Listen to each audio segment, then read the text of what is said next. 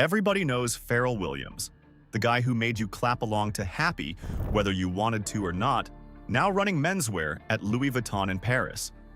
But while people were focused on his Grammys and $1,000 handbags, Pharrell quietly went home to Virginia Beach and started pouring hundreds of millions of dollars into literally rebuilding it. I'm talking about a giant wave pool, a concert arena, apartments, hotels, whole city blocks. The kid from the projects basically came back to remake the place that made him. But not everything went to plan. Let's get into it. Chapter 1. The $350 million bet on his own hometown. Let's start with the centerpiece because the scale of what Pharrell just built is genuinely hard to believe. In his hometown of Virginia Beach, right on the oceanfront, Pharrell Williams is behind a massive development called Atlantic Park. The price tag? Around $350 million. And this isn't some vague, he lent his name to it, celebrity endorsement deal. Pharrell is a driving force behind the whole thing, built in partnership with a local real estate group and the city itself. What they put on this 10-acre stretch of prime oceanfront land is wild. A full mixed-use entertainment district, the kind of thing you'd expect in Los Angeles or Miami, dropped right into the beach town where Pharrell grew up. And the piece that makes it unlike anything else in the country is the surf lagoon.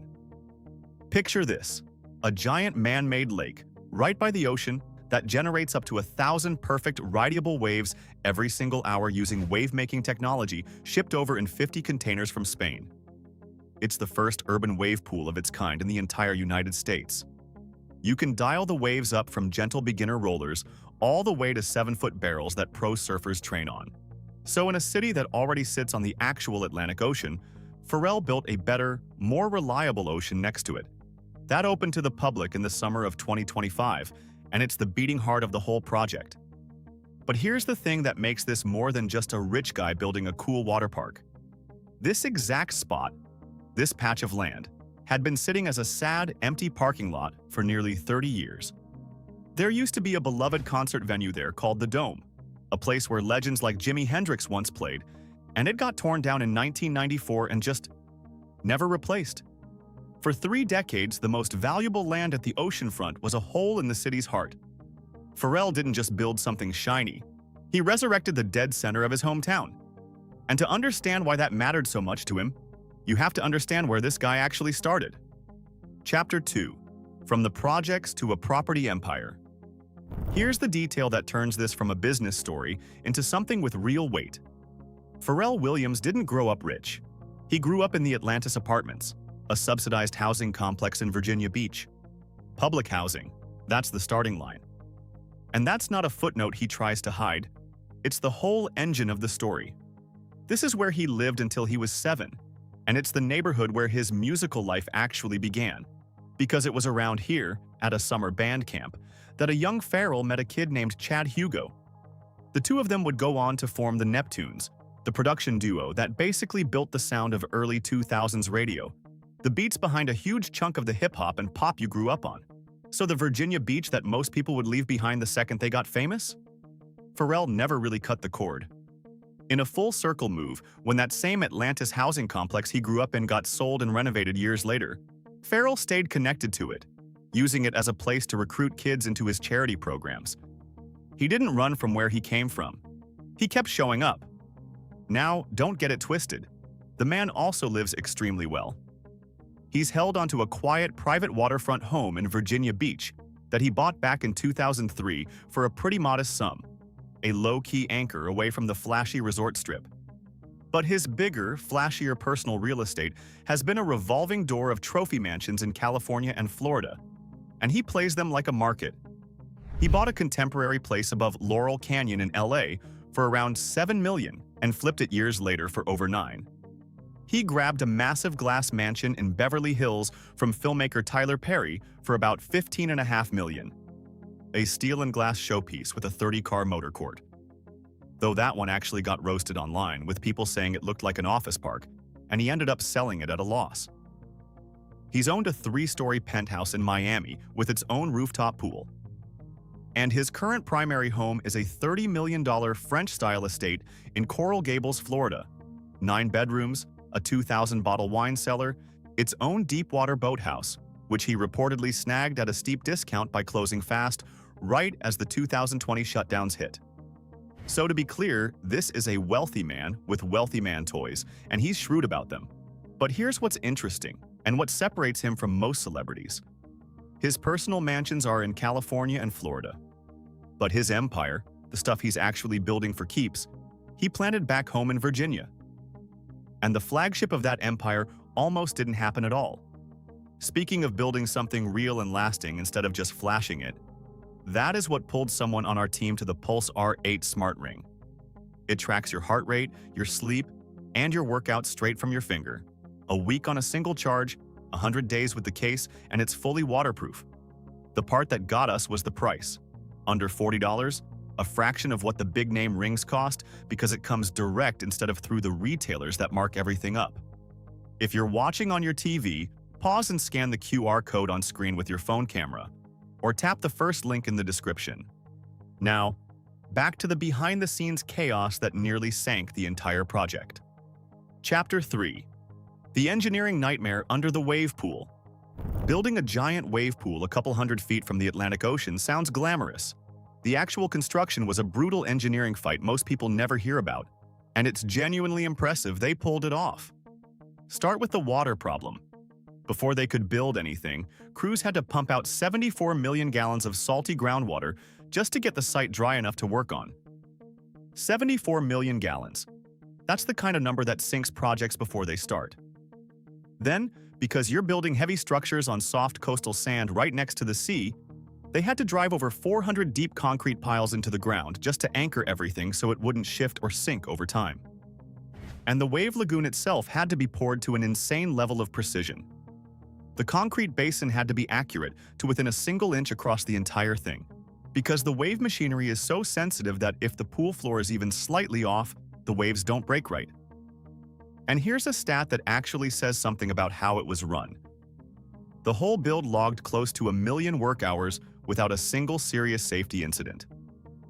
On a project this complicated, on this kind of terrain, that's rare. So while the finished product looks like effortless fun, happy people riding perfect waves, what's underneath it is a genuinely serious piece of civil engineering that took real money, real expertise, and real patience to pull off. This wasn't a celebrity slapping his name on a rendering. It got built for real, against real obstacles. But the wave pool is only one slice of what's actually on that land, and the rest of it is designed to keep people there long after they've dried off. Chapter 4. A concert arena, a hotel, and 300 apartments. Here's where Atlantic Park stops being a cool wave pool and becomes an actual piece of a city. Because Pharrell didn't just build an attraction. He built a whole self-contained neighborhood around it. The crown jewel next to the lagoon is the Dome, a brand new 70,000 square foot concert venue that can pack in anywhere from 3,500 to 5,000 people, run in partnership with Live Nation, the biggest concert promoter on the planet.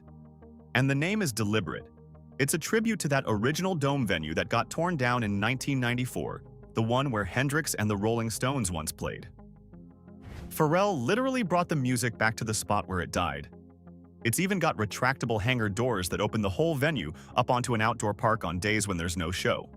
Then there's the Sitio, a boutique hotel, only 20 rooms, but seriously high-end, where rooms run up to around $570 a night in peak season. And they went all in on the local craft angle. When they cleared trees to build the place, they saved the wood and had local artisans turn it into the furniture. The hotel's front desk is a single 1,500-pound slab carved from one oak trunk. And then the part that makes it a real community and not just a tourist trap. Over 300 upscale apartments, everything from studios to 3 bedrooms, built right into the development to pull young professionals into living there full-time. Plus over 100,000 square feet of shops and restaurants with names like Lululemon moving in. Think about what that combination actually does. The waves pull you in for the day, the concerts pull you in for the night, the hotel makes you stay over, the shops and restaurants take your money while you're there, and the apartments mean hundreds of people are living inside the thing year-round, keeping it alive even in the off-season. That's not an attraction. That's an engine, designed so that money and people keep flowing through it constantly. But building a fun beachfront district is the easy version of Pharrell's ambition.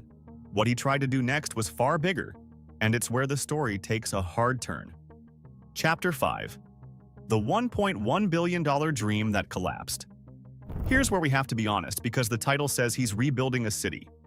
And the truth is, his most ambitious attempt to do exactly that fell apart.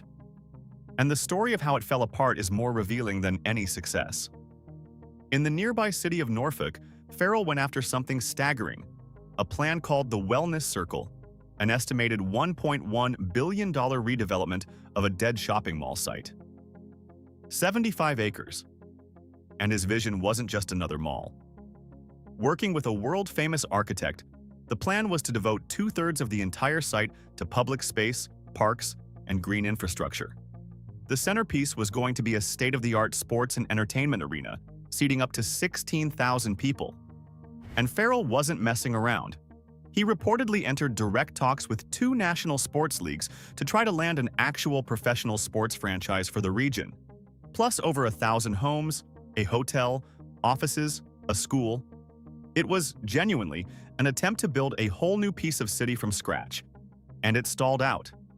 Hard. Part of the problem was almost comically mundane. There was a discount retailer, a Ross Dress for Less, with a lease on the site running all the way to 2036, and they refused to agree to let the building be demolished. A billion-dollar visionary megaproject, partly held up by a discount clothing store that wouldn't move. By 2025, the whole thing had unraveled to the point where the local development authority handed the land back to the city for a grand total of $10, and the giant arena dream got shelved in favor of a much smaller, ordinary plan.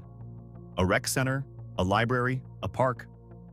From a 16,000-seat arena and a pro sports team, all the way down to a public library. That's a brutal fall. And it wasn't the only project of his that hit a wall, because around the same time, his beloved music festival blew up too. Chapter 6. When the festival and the city went to war. Pharrell's other big play for Virginia Beach was a music festival called Something in the Water, which he launched in 2019. And this one's a genuinely emotional, complicated story. Not a clean success, not a clean failure. The idea was brilliant on paper. Throw a massive, multi-day, star-studded music festival on the oceanfront to pump tourists and money and cultural cool into his hometown. And economically, it worked. The festival generated tens of millions of dollars in activity for the region. But then things got dark. In 2021, Pharrell's own cousin Donovan Lynch was shot and killed by a Virginia Beach police officer. And Pharrell, devastated and angry, pulled the festival out of the city entirely, publicly calling out what he described as toxic energy and a lack of accountability from the city's leadership. He moved the whole thing to Washington, D.C. That's how personal this got. The festival wasn't just business. It was tangled up with real grief and real anger at the place he came from. He did eventually bring it back to Virginia Beach in 2023 in a kind of reconciliation. But the peace didn't hold. Weather wrecked parts of the event, and then it descended into a bureaucratic mess. The city tied a $500,000 marketing payment to strict deadlines. The festival organizers had to lock in their lineup and start selling tickets by the end of 2024. They missed the deadline. The city gave them a little more time. They missed it again. And so in early 2025, the city of Virginia Beach officially terminated the contract and canceled the festival. So here's the real picture of Pharrell's empire. It's not a flawless winning streak. The wave park got built and it's beautiful. The billion-dollar arena collapsed. The festival imploded in a mess of grief and red tape. He's genuinely trying to rebuild a city. And the city has, at times, fought him every step of the way. But there's a reason he can afford to keep swinging even when he strikes out. And it comes down to how he actually makes his money. Chapter 7. The money machine behind the mission. So how does a musician fund hundreds of millions in real estate and eat the losses when a project collapses? Because Pharrell isn't really a musician anymore. He's a diversified business operation, and this is the part that's genuinely smart. Start with the biggest paycheck. In 2023, Pharrell was named the men's creative director of Louis Vuitton, one of the most prestigious jobs in all of fashion, taking over one of the most valuable luxury brands on earth.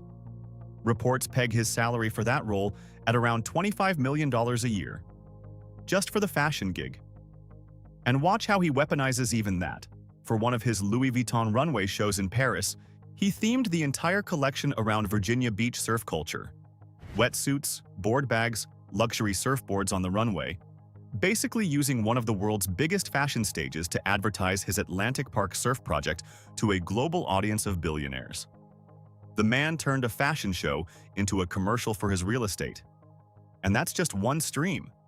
Pharrell's whole financial philosophy is to own things, not just get paid to appear in ads. He co-founded the streetwear brands Billionaire Boys Club and Ice Cream, which have pulled in tens of millions in revenue.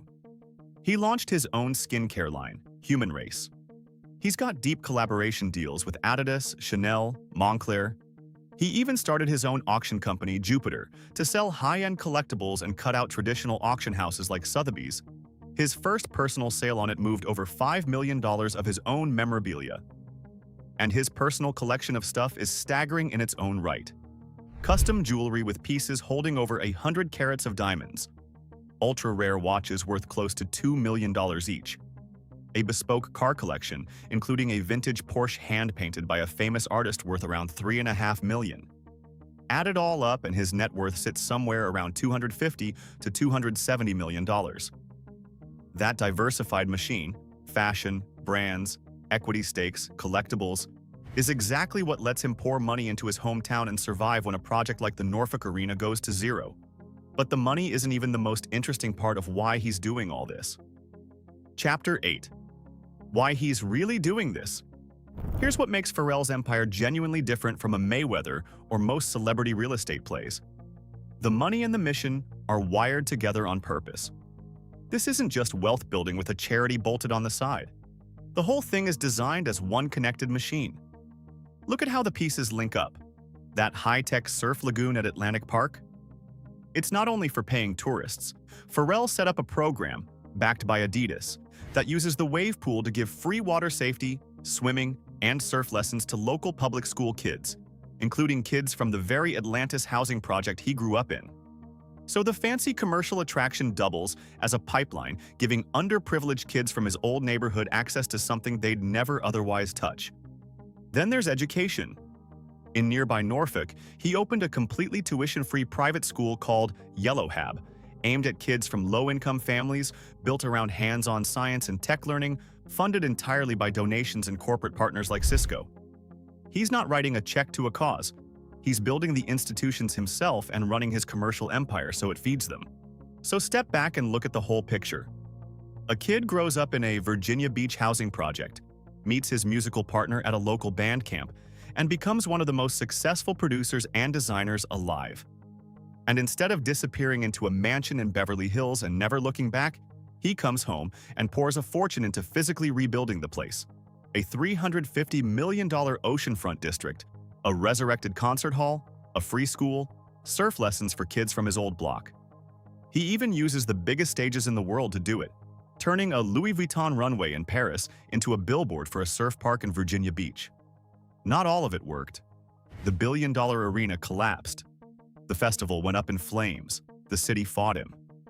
But he keeps swinging, because for Pharrell, this was never really about the return on investment.